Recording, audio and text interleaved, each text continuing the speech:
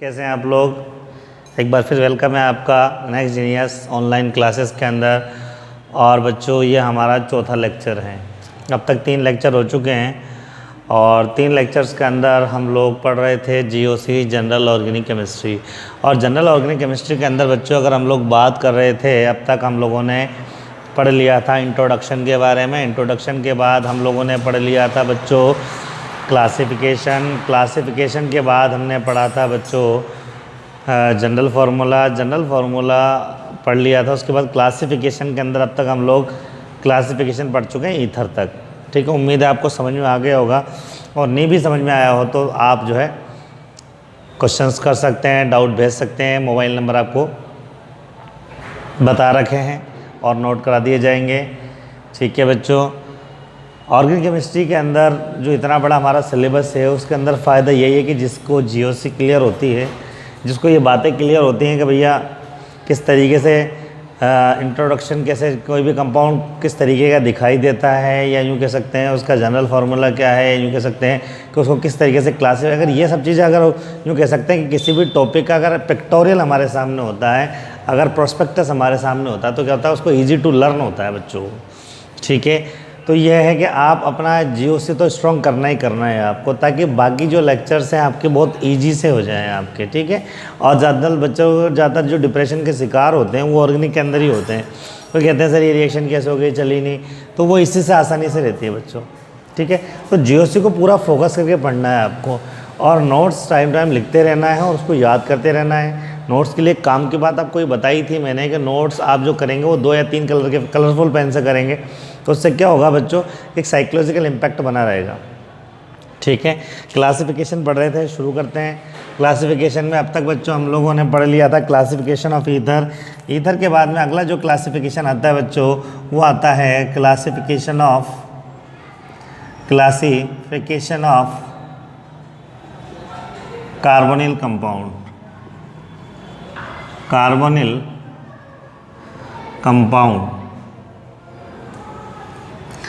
Carbonyl यौगिकों का वर्गीकरण। कार्बोनिल यौगिकों का वर्गीकरण। और बच्चों कार्बोनिल यौगिक क्या होते हैं आप जानते हैं, नहीं जानते हैं? मैंने बताया था आपको कि C डबल बॉन्ड O, या इसको ऐसे भी लिख सकते हैं हम लोग C डबल बॉन्ड O, तो इसको बोलते हैं हम लोग कार्बोनिल कंपाउंड्स। कार्बोनिल कंपाउंड को अगर क्लासिफाई करें तो बेसिकली 2 पार्ट में क्लासिफाई किया गया बच्चों। इसको 2 पार्ट में क्लासिफाई किया गया। पहला है इसके अंदर एल्डिहाइड,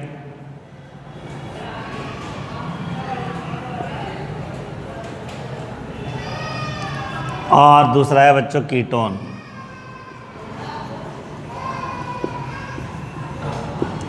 एल्डिहाइड क्या होता है बच्चों कि वो जो वैलेंसी आपको नज़र आ रही है यहाँ पर 2, अगर दोनों में से कोई सी भी एक वैलेंसी अगर एल्डिहाइड से पूरी होती है बच्चों तो उसको हम लोग बोलते हैं एल्डिहाइड। ठीक है बच्चों, अब ये दोनों H हो सकते हैं तो ये आपका हो जाएगा फॉर्मेल्डिहाइड। अगर एक H होगा और दूसरा CH3 होगा तो ये कहलाएगा आपका एसिटैल्डिहाइड। ये आपका हो गया फॉर्मल्डिहाइड और ये हो गया आपका एसिटैल्डिहाइड।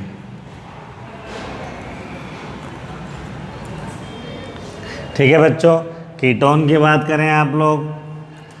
ठीक है, कीटोन की बात करें तो जब दोनों वैलेंसीज आपकी पूरी हों कार्बन से तो ये कहलाता है कीटोन। कीटोन ईथर की तरह 2 टाइप का होता है बच्चों, 2 टाइप में फर्दर क्लासिफाई किया गया। एक होता है सिमेट्रिकल, दूसरा होता है एसिमेट्रिकल। सिमेट्रिकल मतलब होगा आपका संतृप्त, एसिमेट्रिकल मतलब होगा असंतृप्त। ठीक है, संतृप्त का एग्जाम्पल दोनों तरफ नंबर ऑफ कार्बन इक्वल होंगे, मतलब ये कह सकते हैं बैलेंस होगा। CH3 C डबल बॉन्ड हो CH3, इधर 1 कार्बन तो इधर भी 1 कार्बन, अगर इधर 2 होंगे तो इधर भी 2 होंगे, इधर 3 होंगे तो इधर भी 3 होंगे। 2 होंगे तो कैसा होगा CH3 CH2 C double bond O CH2 CH3। और असमित को क्या लिख सकते हैं हम लोग, यहाँ का क्या होगा, इसको लिख सकते हैं R C double bond O R dash, मतलब इधर एक कार्बन होंगे तो इधर दो कार्बन होंगे, दो होंगे तो इधर तीन होंगे, ठीक है। जैसे मान लीजिए होगा CH3 तो ये हो जाएगा आपका C2H5। तो ये कहलाता है आपका एसिमेट्रिकल सममित और असममित, ठीक है बच्चों। तो ये था बिल्कुल इजी सा क्लासिफिकेशन है। इसके बाद बच्चों हम लोग आगे चलते हैं, तो अगला क्लासिफिकेशन हमारा आता है classification of nitrogen containing compound, या यूँ कह सकते हैं सीधा सीधा बोलें तो क्लासिफिकेशन ऑफ अमाइन। नेक्स्ट आएगा इसमें क्लासिफिकेशन ऑफ अमाइन, एमीन का वर्गीकरण, क्लासिफिकेशन ऑफ अमाइन की बात करें बच्चों, अमाइन को 3 पार्ट में बांटा है। एक होता है 1 डिग्री अमाइन, जिसको आप लोग प्राथमिक अमीन बोलते हैं। एक होता है आपका 2 डिग्री अमाइन, जिसको आप द्वितीयक अमीन बोलते हैं। और तीसरा होता है 3 डिग्री अमाइन, जिसको आप तृतीयक अमीन बोलते हैं, तृतीयक अमीन बोलते हैं, ठीक है। प्राथमिक अमीन की बात करें, प्राथमिक अमीन का एग्जाम्पल हो गया RNH2। एग्जाम्पल की बात करें तो CH3NH2 हो जाएगा, या CH3CH2NH2 हो जाएगा। द्वितीयक अमीन की बात करें, क्या होता है बच्चों, RNHR होता है, हो जाएगा CH3NH CH3 या CH3CH2NH CH3, ठीक है। तृतीयक अमीन की बात करें, टर्शियम अमीन की होता है RNR देन R। एग्जाम्पल की बात करें, ये हो जाएगा CH3N CH3CH3। तो ये था आपका क्लासिफिकेशन का टॉपिक, समझ में आ गया आपको। तो क्लासिफिकेशन हम लोगों ने पढ़ा किसका, हेलोएल्केन हेलोएरिन का। उसके बाद क्या पढ़ा हम लोगों ने, एल्कोहल का क्लासिफिकेशन, उसके बाद ईथर का, उसके बाद में कार्बोनिल कंपाउंड का, उसके बाद में अमाइन का। बात समझ में आ गई बच्चों आपको। नेक्स्ट लिखिए आप, हमारा अब तक कौन सा टॉपिक हो गए, 3 टॉपिक हो गए। पहला हो गया इंट्रोडक्शन, ठीक है, दूसरा हो गया आपका जनरल फार्मूला, और तीसरा हो गया क्लासिफिकेशन वर्गीकरण। चौथा टॉपिक लिखेंगे, 4th टॉपिक लिखेंगे आप लोग नोमेनक्लेचर, नामकरण।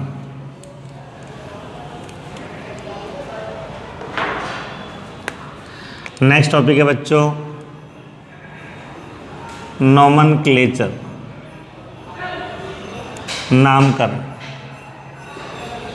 वैसे 11th क्लास का टॉपिक है, तो हम लोग इसके अंदर केवल 11th की बात नहीं करेंगे, हम लोग 12th की बात करेंगे। 12th में नोमेनक्लेचर हमारा कहाँ कहाँ एप्लीकेबल होगा, ठीक है। नोमेनक्लेचर या नामकरण की बात करें तो ये बात आपके सबके दिमाग में क्लियर होनी चाहिए कि नाम पद्धति 3 टाइप की है।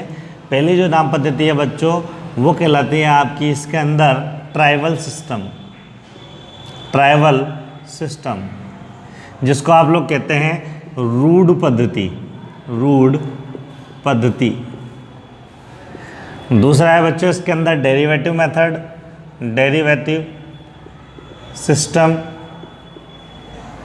जिसको हम लोग बोलते हैं व्युत्पन्न पद्धति, व्युत्पन्न पद्धति। और तीसरा और फेमस IUPAC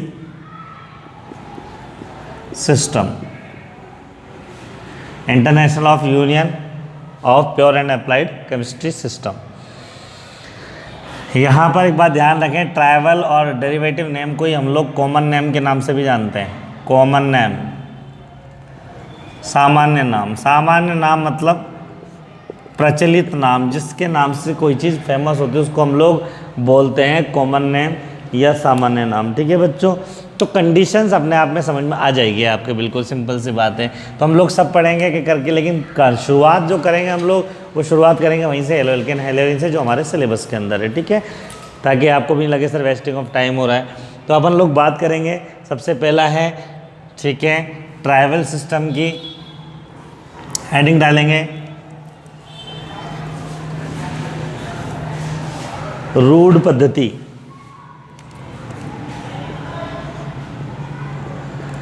ट्राइबल सिस्टम, यही होगा आपका रूढ़ पद्धति। बिल्कुल गिने चुने नाम हैं जो आते हैं एग्ज़ाम में, उसी की बात करेंगे जो आते हैं हमारे पास में, ठीक है। इसके बारे में आप जानते हो इसलिए बात नहीं करूँगा, 11th में पढ़ लिया था। क्या बोलते हैं इसको? बिल्कुल सही बात है, मार्श गैस। क्यों बोलते हैं? सही बात है, इसके नीचे लिख लेंगे, यह है दलदली भागों से प्राप्त होती है, इसलिए इसको क्या गया था? Marsh gas, obtain from Mars. उसके बाद में बात करें तो ये क्या आपका कहलाता है CH3OH, जिसको आप लोग बोलते हैं wood spirit, wood spirit, cast spirit, cast spirit. इसको कास्ट एल्कोहल भी बोल सकते हैं, मतलब वुड एल्कोहल भी बोल सकते हैं, वुड एल्कोहल, बात एक ही है,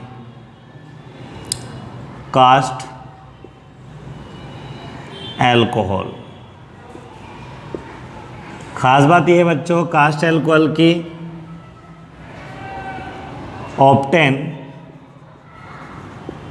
from dry distillation of stem bark. यूँ कह सकते हैं यह लकड़ी की छाल से या तने की छाल से क्या जो शुष्क आसवन करवाते हैं उससे प्राप्त होता है। यूँ कह सकते हैं अर्थात यह लकड़ी की छाल से के भंजन से या यूँ कह सकते हैं आसवन से प्राप्त होता है। उसके बाद में अगला है C2H5OH, जिसको हम लोग बोलते हैं ग्रेन एल्कोहल, ग्रेन एल्कोहल, ठीक है बच्चों। ग्रेन एल्कोहल को हम लोग बोल सकते हैं अन्न एल्कोहल, अन्न एल्कोहल। और ये अन्न एल्कोहल क्या होता है बच्चों? Obtain from fermentation of grain, अर्थात अन्न के किण्वन से प्राप्त होता है, किण्वन से प्राप्त होता है, ठीक है, इसलिए इसको बोलते हैं हम लोग ग्रेन एल्कोहल। इसके अलावा हम लोग बात करें, एक होता है COOH, क्या बोलते हैं इसको? Formic acid. क्या बोलते हैं? Formic acid. और फॉर्मिक एसिड क्यों बोलते हैं बच्चों? क्योंकि it is obtain from red ends, यह लाल चींटियों से प्राप्त होते हैं, लाल चींटियों से प्राप्त होता है, चींटियों से प्राप्त होता है। ख़ास बात यह है कि लैटिन भाषा में इनको फॉर्मिका कहा जाता है, लाल चींटी, इसलिए इसको क्या बोलते हैं हम लोग? फॉर्मिक एसिड कहते हैं बच्चों। इसके बाद में आगे चले हम लोग, इसके अंदर अगला एग्जाम्पल बात करें, अगले एग्जाम्पल की बात करेंगे बच्चों, तो ये हो जाएगा हमारे पास में CH3COOH, इसको बोलते हैं हम लोग एसिटिक एसिड। क्या बोलते हैं बच्चों? एसिटिक एसिड, ठीक है बच्चों। क्या बोलते हैं इसको? एसिटिक एसिड बोलते हैं, या यूँ कह सकते हैं इसको बोलते हैं एसिटिक अम्ल। क्या बोलते हैं बच्चों इसको? एसिटिक अम्ल। क्यों? ऑब्टेन फ्रॉम विनेगर, ये विनेगर से मिलता है, मतलब सिरके से प्राप्त होता है, सिरके से प्राप्त होता है। और लैटिन भाषा में सिरके को बोलते हैं हम लोग एसिटम। क्या बोलते हैं बच्चों? एसिटम। इसी तरीके से ये एक एसिड होता है CH2COH, इसको बोलते हैं butyric acid, butyric acid, butyric acid बोलते हैं बच्चों। क्यों बोलते हैं इसको? ब्यूटेरिक अम्ल कहा जाता है। क्यों कहा जाता है बच्चों? Obtain from rancid cheese,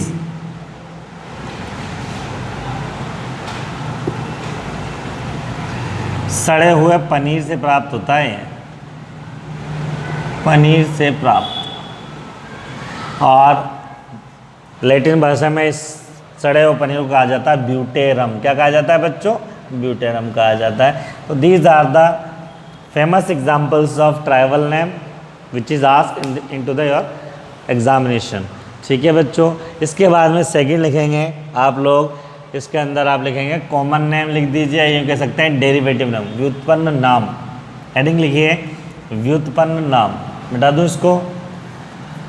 heading लिखेंगे व्युत्पन्न नाम, डेरिवेटिव मेथड।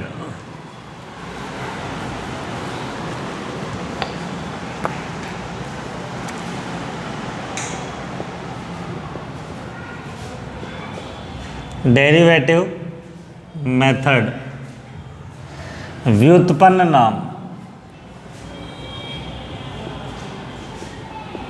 देखो बच्चे, व्युत्पन्न नाम की बात करें तो दो चार हिंट और टॉपिक इसमें याद रखें। बहुत सारे घुमा घुमा के क्वेश्चन पूछता है इसके अंदर, और बंदा जो क्या है कि फिर गलतियां करता है। तो यहाँ ये बात बिल्कुल गौर से सुननी है जो मैं बता रहा हूँ आपको। ठीक है, पहली बात तो ये है, आप ये ध्यान रखें बच्चों कि RH मेरे पास में होता है एल्केन। ये मैं पहले बता चुका हूँ, दोबारा रिपीट कर रहा हूँ। RH का मतलब ये है कि अगर मैंने यहाँ लिखा CH4 तो ये आपका मेथेन हो गया, और मेथेन को मैं CH4 को CH4 नहीं लिख के CH3H लिख रहा हूँ एक्चुअल में। और अगर मैं कहूँ यहाँ पर C2H6 नहीं लिख करके मैं C2H5H लिख रहा हूँ, तो उसको बोलते हैं हम लोग एथेन। इस तरीके से मैंने यहाँ लिखा C3H4 कितना हो गया आपका 8 नहीं लिख के मैं 7 लिख रहा हूँ, फिर H लिख रहा हूँ, तो इसको बोलेंगे हम लोग प्रोपेन। क्या बोलेंगे भैया? प्रोपेन। C4H कितना हो गया 10 नहीं लिख के 9 और H लिख रहा हूँ, क्या हो जाएगा आपका ब्यूटेन। मैंने सबका HH अलग करके इसलिए लिखा तो इस फॉर्म में हो गई। तो ये बात मैं बता दूं आपको कि जब एल्केन में से एक हाइड्रोजन को हटा दिया जाए तो जो रिमेनिंग ग्रुप आपको नज़र आ रहा है, जो रिमेनिंग ग्रुप है नज़र आ रहा है आपको, is known as alkyl group. ये एल्केन है और ये हो गया एल्काइल ग्रुप। ठीक है, तो एन हटा के मैंने YL लगा लिया, मतलब ये आपका मेथेन था तो ये कहलाएगा आपका, केवल ये बच गया, ये कहलाएगा आपका मिथाइल। और मिथाइल को शॉर्ट में ME लिखते हैं। मैं नहीं कह रहा हूँ, ये IUPAC कहता है। जहाँ ME लिखा हो इसका मतलब ही मिथाइल, अंग्रेजी का मी नहीं है ये। ठीक है, इसकी बात करें तो यहाँ C2H5 और बॉन्ड के साथ में हो, इसको बोलते हैं हम लोग इथाइल, इसको ET के नाम से लिखता है। ठीक है, ये भी IUPAC की तरफ से वेरीफाइड है। ये मैथिल हो गया आपका। ठीक है बच्चों, ये हो गया आपका एथिल। इसी तरीके से यहाँ लिखा मैंने C3H7, ये कहलाता है आपका प्रोपाइल, हिंदी में प्रोपिल, और इसको PR से लिखते हैं बच्चों। इसी तरीके से यहाँ लिखा है C4H9 को C4H9 बॉन्ड, इसको लिखते हैं ब्यूटाइल। ठीक है बच्चों, इसको हिंदी में लिखते हैं ब्यूटिल, और इंग्लिश में शॉर्ट में लिखते हैं BU। ये सब शॉर्ट में लिखते हैं। ठीक है बच्चों, ये बात आपको ध्यान रखनी है। डेरिवेटिव नेम पढ़ रहे हैं हम लोग, लेकिन अब मैंने आपको पहले बता दिया कि यहाँ पर CH3 होगा तो मेथिल होगा, C2H5 होगा तो एथिल होगा, मतलब एल्केन से ही ये चीज़ें फॉर्म होती हैं। ठीक है, दूसरी बात अगर हम लोग बात करें, एक बात हमें ये भी ध्यान रखनी है, वो एक ख़ास बात ये है बच्चों कि अगर पॉइंट नंबर 1 कह सकते हैं इसको, कि यदि किसी कार्बन श्रृंखला के कोने पर, कार्बन श्रृंखला के कोने पर 2 CH3 समूह होते हैं तो आइसो अनुलग्न लगता है। ठीक है बच्चों, क्या लगता है? आइसो अनुलग्न, सॉरी पूर्व लग्न लगता है, पूर्व लग्न लगता है। यूँ कह सकते हैं, अगर इंग्लिश में कहें if 2 CH3 groups are present at the corner of carbon chain, then iso prefix is used। ये ध्यान रखना है आपको, ठीक है बच्चों। सेकेंड पॉइंट इसके अंदर लिखेंगे, पहले लिख लेंगे फिर एग्जाम्पल, सब चीज़ क्लियर हो जाएगी, आपको घबराने की जरूरत नहीं है। सेकेंड लिखेंगे,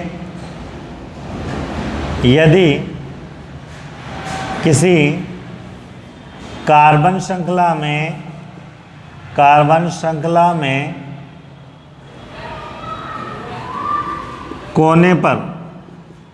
कोने पर 3 CH3 समूह होते हैं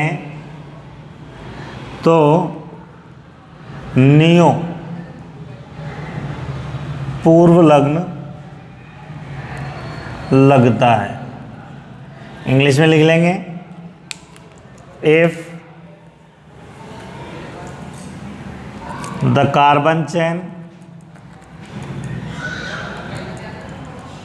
contain 3 CH3 groups at the corner of carbon chain,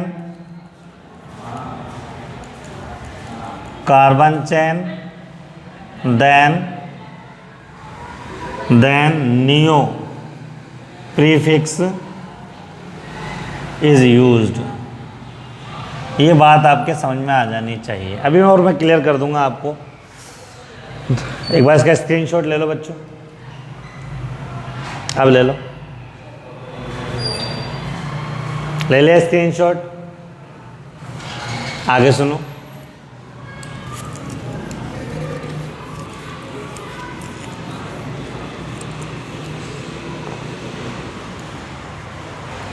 third point है हमारे पास इसमें, यदि कार्बन श्रृंखला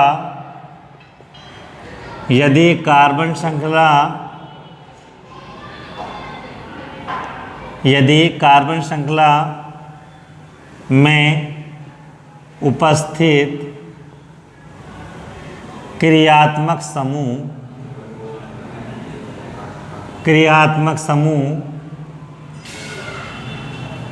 यदि कार्बन श्रृंखला में उपस्थित क्रियात्मक समूह 2 डिग्री 3 डिग्री कार्बन से जुड़ा हो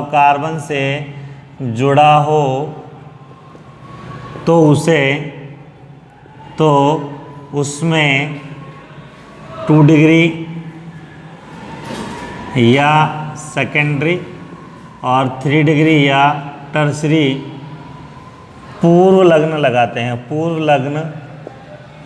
हैं, जो कह सकते हैं, if functional group are attach with 2 degree और 3 degree carbon atom, then secondary और टर्सरी प्रीफिक्स आर यूज्ड। लिख लेंगे, if functional group attach with 2 degree और 3 degree carbon atom, then secondary and tertiary prefix are used in the nomenclature in common name। is that clear or not? अब यहाँ एक काम की बात मैं आपको जो बताना चाहता हूँ वो ये है बच्चों, कि जब भी आप नेमिंग करेंगे तो पहले आप ये देखेंगे ये ग्रुप जो है फंक्शन, बहुत इंपॉर्टेंट बात है और कई बार कंपटीशन में गलत करता है बच्चा।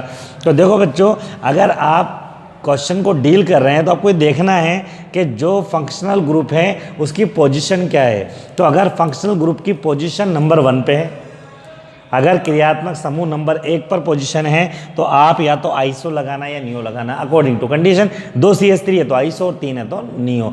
और अगर मान लीजिए बच्चों, अगर आपके पास में जो एग्जाम्पल्स दिया हुआ है उस एग्जाम्पल्स के अंदर अगर आपको क्रियात्मक समूह जो है वो फर्स्ट पोजीशन पे नहीं है, उसकी पोजीशन नंबर 1 पे नहीं है, then you have to use secondary और टर्सरी एज ए प्रीफिक्स। जैसे फॉर एग्जाम्पल मैं आपको एक एग्जाम्पल देता हूँ, ठीक है, फिर इसको चैप्टर वाइज कर लेंगे, कोई दिक्कत नहीं है। जैसे फॉर एग्जांपल बच्चों मैंने यहाँ लिखा CH3 यहाँ लिख दिया मैंने ClCH2CH3। ठीक है बच्चों, ये कंपाउंड लिख दिया। अब आपने देखा कि सर गुरुजी ने ये बताया था कि 2 CH3 है तो मैं इसको आइसो लिख दूं। नहीं, आपका गलत हो जाएगा आंसर। आइसो क्यों नहीं लिख सकते? मैंने कहा पहले आप सबसे पहले जब भी कॉमन नेम लिखेंगे तो आपका पहला काम ये है कि आप जो है फंक्शनल ग्रुप को चेक करेंगे वो कौन से नंबर पे है। तो आप कहेंगे सर ये क्रियात्मक समूह के फॉर्म में हमारे पास में जो प्रतिस्थापी है वो हमारे पास में Cl है यहाँ पर, और Cl के पोजीशन नंबर 1 तो नहीं है। अगर इधर से काउंट करता हूँ तो 1 2 3 है, इधर से काउंट करता हूँ 1 1 और 2 है। तो कहने का मतलब ये है कि ऑब्वियसली इधर से काउंट करूँगा तो मेरे को इतनी बात समझ में आ रही है कि ये फर्स्ट पोजीशन पे नहीं है। तो कहने का मतलब ये है कि मैं इसके अंदर आइसो और नियो तो कतई नहीं लगाऊंगा। तो पहली बात तो होगी कि आइसो नियो नहीं लगाएंगे। बात समझ में आ गई? तो क्या लगाऊंगा साहब? तो फिर मैं जिस कार्बन से फंक्शनल ग्रुप जुड़ा हुआ है उसको देखें वो कौन सा डिग्री है। तो ये जो क्रियात्मक समूह जो हेलोजन है मेरे का इस कार्बन से जुड़ा हुआ है, और इस कार्बन को अगर मैं गौर से नोट करूंगा तो ये 3 कार्बन से अटैच है, 1 2 और 3, 3 से अटैच है। तो यहाँ मेरे पास में इसके नोमेनक्लेचर के अंदर जो प्रीफिक्स लगेगा वो लगेगा टर्शरी, TER। आप हिंदी में लिखेंगे तो 3 डिग्री लिख सकते हैं या तृतीयक भी लिख सकते हैं, मुझे कोई आपत्ति नहीं है, तृतीयक। ठीक है। दूसरी बात, जब भी नाम लिखते हैं तो जितने कार्बन होते हैं सारे काउंट होते हैं। कितना है बच्चों? 1 2 3 4 5, ऐसा नहीं नंबरिंग कर दो, ध्यान रखना इसमें नंबरिंग नहीं होती कॉमन नेम के अंदर। तो मुझे टोटल ओवरऑल 5 कार्बन है, और 5 को मैंने बताया था क्या बोलेंगे, पेंटिल या पेंटाइल। ठीक है, तो हो जाएगा टर्शरी पेंटाइल। Cl तो क्या हो जाएगा आपका क्लोराइड, 3 डिग्री पेंटिल क्लोराइड। अगर यहाँ Cl की जगह OH होता तो ये टर्शरी पेंटाइल अल्कोहल हो जाता। ठीक है बच्चों, यहाँ पर ये बात आपको ध्यान रखने वाली है और ये ध्यान रख सकते हैं। बस फ़र्क इतना सा है, आपको सबसे पहले ये देख लेना है कि फंक्शनल ग्रुप की पोजीशन कौन सी है। जैसे एक एग्जांपल और लिया जाए, मान लीजिए यहाँ मैंने एक एग्जांपल लिखा आपको, और वो एग्जांपल लिखा मैंने CH3 CH CH3 CH2 CH2OH, और मैंने आपसे कहा कि यार इसका मुझे इस कंपाउंड का कॉमन नेम बताइए। तो आप कहोगे सर कॉमन नेम तो बता दूंगा मैं, पहले मैं आप मेरा फंक्शनल ग्रुप देखूंगा इसमें है क्या। तो आपको मैं कहूँगा कि हाँ सर फंक्शनल ग्रुप तो इसके अंदर है, मेरे पास में OH है। तो OH की पोजीशन कौन सी है? आपको सर नंबर 1 पे है, तो शुरुआत में ही है। तो इसका मतलब मुझे यहाँ पर या तो अगर कंडीशन होगी या तो आइसो यूज़ करूँगा या नियो यूज़ करूँगा। आइसो कब यूज़ करते हैं? जब 2 CH3 लगे होते हैं। नियो कब यूज़ करते हैं? जब 3 CH3। कितने कॉर्नर पे CH3 नजर आ रहा है आपको? सर 2 CH3 नजर आ रहे हैं, तो मतलब मुझे पहले आइसो लिखना पड़ेगा। अब उसके बाद में number of total carbon count कर लेंगे, तो 1 2 3 4 5 हो गया, मतलब ये हो जाएगा पेंटाइल अल्कोहल। तो ये हो जाएगा आइसो पेंटाइल अल्कोहल। क्या हो जाएगा बच्चों? Iso pentyl alcohol.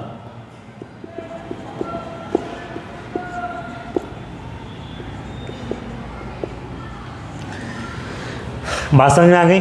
कोई दिक्कत इसके अंदर या नहीं है? बोलो, है क्या दिक्कत? समझ में आ गया? एक एग्जांपल और देख लेते हैं।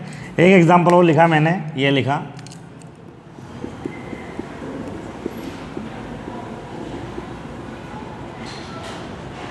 ये लो जी, बताओ। आप कहोगे सर OH तो नंबर 1 पे है, क्या मत देना नंबर 1 पे है तो सर? अरे बच्चों इसको गौर से देखो, एक्चुअल में कार्बन की चेन या तो ये इस टाइप से है या ऊपर वाली है। क्यों? क्योंकि काउंटिंग हमेशा कॉर्नर से होती है, कॉर्नर वाले कार्बन से होती है, और यहाँ पर ये कॉर्नर नहीं है, ये मिड है कार्बन। ठीक है, तो यहाँ से काउंटिंग 1 और 2, तो यूँ कह सकते हैं कि OH की पोजीशन। भैया ज़्यादातर लोग गलतियाँ करते हैं इसमें, वो क्या सोचते हैं अच्छा 3 CH3 नियो लगा दो कि OH फर्स्ट पोजीशन में। अरे भैया OH की पोजीशन फर्स्ट नहीं है, it is your silly mistakes and you have to consider the state, और यूँ कह सकते हैं the position of functional group. पूरा ठंडे दिमाग से सोचना है आपको। OH की पोजीशन नंबर 1 पे नहीं है, तो फिर क्या करें? तो फिर आप कहोगे सर जब नंबर 1 पे नहीं है तो फिर इसका मतलब मैं आइसो नियो तो लगा ही नहीं सकता, क्योंकि नंबर 1 पे जब नहीं होती है और उसके अलावा दूसरे तीसरे नंबर पर होती है तो फिर हम लोग डिग्री के अकॉर्डिंग सेकेंडरी या टर्शरी लगाते हैं। तो आप मुझे बता सकते हैं कि OH जिस कार्बन से जुड़ रहा है वो कितने डिग्री है? तो आप कहें सर OH जिस कार्बन से जुड़ा है वो 3 से जुड़ रहा है, 1 2 3, तो 3 डिग्री हो गया। तो क्या लिखूंगा मैं? टर्शरी।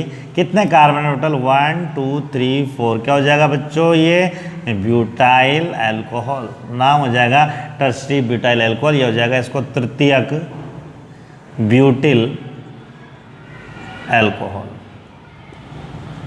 अच्छा, खास बात ये है, इसको आप शॉर्ट में 3 डिग्री भी लिख सकते हो, 3 डिग्री ब्यूटाइल अल्कोहल, कोई दिक्कत नहीं है, बात एक ही होती है।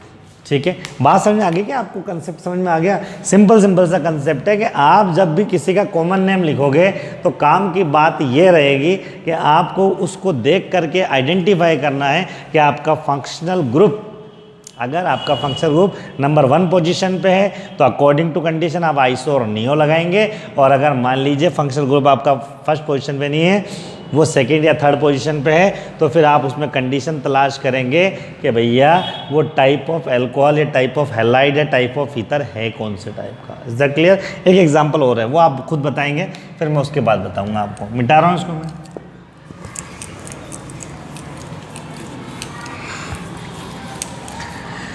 मैंने एक कंपाउंड लिखा ही है, गौर से देखेंगे, कंपाउंड लिखा ही है।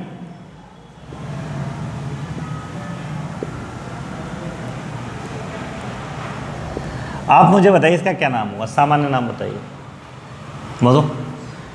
तो आप कहेंगे सर इसकी बात कर रहे हैं हम लोग, तो हेलोजन 1 नंबर पे तो नहीं है।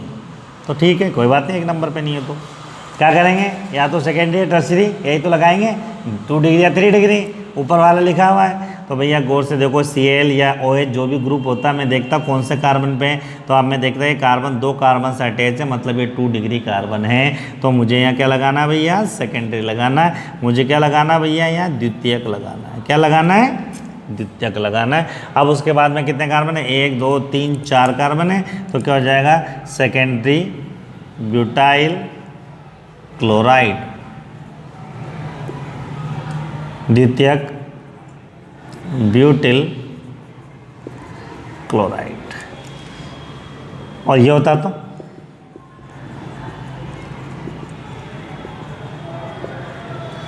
अब क्या करते हैं, तो सर OH फर्स्ट पोजीशन पे, आइसो लगाऊं क्या, अरे लगा ही नहीं सकता, दूसरी स्त्री नहीं है। नियो लगाऊं क्या, नहीं, कुछ भी नहीं है, ना आइसो नहीं नियो, तो क्या हम किसको कहते हैं, नॉर्मल है ये, क्या है ये, नॉर्मल, तो क्या लगा देते हैं, N। तो जब स्ट्रेट चेन हो, सीधी चेन हो, और उसमें 2 CH3 या 3 CH3 कॉर्नर पे नहीं हो, क्रियात्मक समूह या फंक्शनल ग्रुप की पोजीशन 1 हो, तो N लगा देते हैं। नंबर ऑफ कार्बन काउंट कर लेंगे, 1 2 3 4, ये जगह N ब्यूटाइल अल्कोहल। बोलो, बात समझ में आई या नहीं आई बच्चों? क्लियर हो गई बात? तो सीधी सी बात हो गई। यहाँ जो बेसिक बात हमने आपको बताई वो इतनी सी है बच्चों कि जब हम लोग कॉमन नेम लिखते हैं, जब हम लोग सामान्य नाम या डेरिवेटिव नेम लिखते हैं, तो पहली बात ये, हम लोग मेथेन एथेन प्रोपेन नहीं लिखते हैं, हम लोग उसको मिथाइल इथाइल प्रोपाइल, अगर 1 कार्बन होगा तो मिथाइल, 2 होगा तो प्रोपाइल, 3 होगा तो ब्यूटाइल, 4 होगा तो पेंटाइल, 5 होगा तो पेंटाइल, 6 होगा तो हेक्साइल, इस तरीके से लिखते हैं। दूसरी बात मैंने बताया कि नंबरिंग नहीं मेंशन करना है, you have not mention the numbering into the carbon chain. Carbon chain में नंबरिंग नहीं लिखनी है, आपको ये ध्यान रखना है। तीसरा मैंने आपको ये बात बताया कि उसके बाद में आपको आइसो लगाना है, नियो लगाना है, एन लगाना है, आपको सेकेंडरी लगाना है, टर्सरी लगाना है। ये आपको देखना पड़ेगा कि फंक्शनल ग्रुप जो है आपका उसकी पोजीशन क्या है। अगर फंक्शनल ग्रुप क्रियात्मक समूह की स्थिति नंबर 1 पर है तो आपको ये ध्यान रखना है कि भैया नंबर 1 पे है तो आप उसके अंदर अगर सिंपल चेन है तो एन लगाएंगे, अगर कॉर्नर पर 2 CH3 है तो आप क्या लगाएंगे, उसमें आइसो लगाएंगे, और कॉर्नर पे अगर 3 CH3 है उसके अंदर आप नियो लगाएंगे।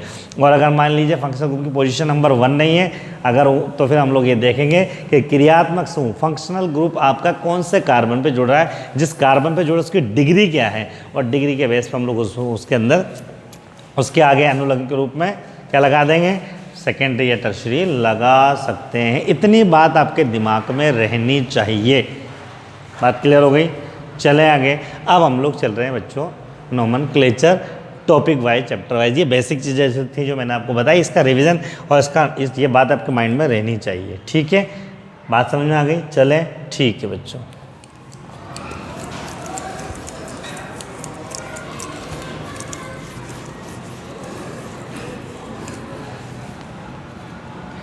तो कॉमन नेम चल रहा था हमारे पास में, सबसे पहले आ गया halo alkane and hello arene.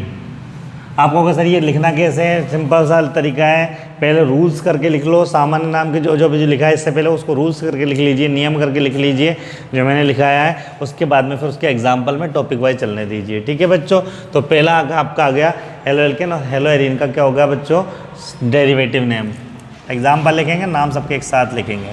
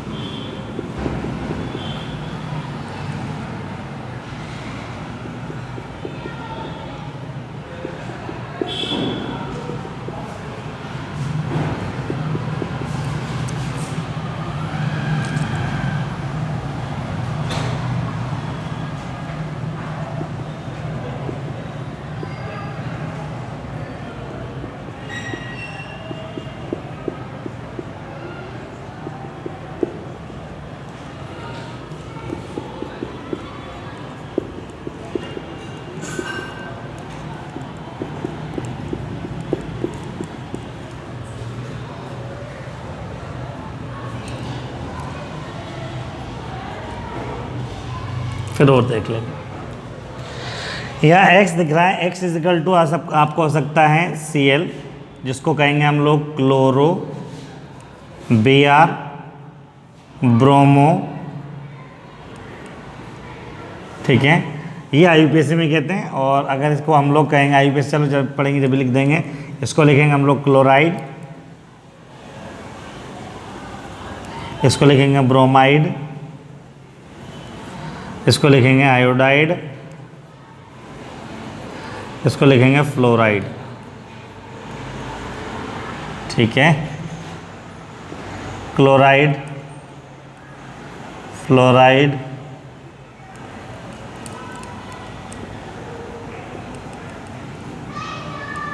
Bromide और आयोडाइड। कॉमन नेम लिख लेंगे इसका एक साथ, इसको लिखते हैं हम लोग alkyl halide, alkyl halide. Alkyl halide का मतलब एक कार्बन होगा तो मेथिल हैलाइड, दो होगा तो एथिल हैलाइड, तीन होगा तो प्रोपिल, दो होगा तो एथिल हैलाइड, तीन होगा तो प्रोपिल हैलाइड। इस टाइप से चलेंगे। बात समझ आ गई आपको? कोई दिक्कत इसके अंदर? ये आपको इसका ध्यान रखना है। ठीक है, अब इसकी बात कर रहे हैं तो ये क्या हो जाएगा आपका, ये हो जाएगा मेथिल हैलाइड। सी लगा तो मेथिल क्लोराइड हो जाएगा, दो का तो एथिल हैलाइड है, एथिल क्लोराइड हो जाएगा।